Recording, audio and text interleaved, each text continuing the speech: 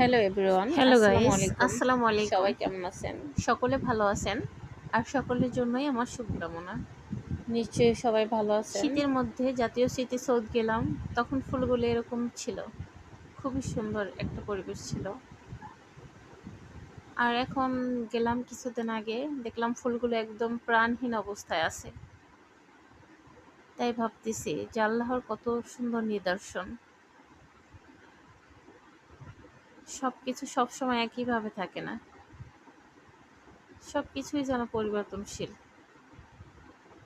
সে ফুল হোক, প্রাকৃতিক হোক, আর কাছের মানুষগুলো হোক।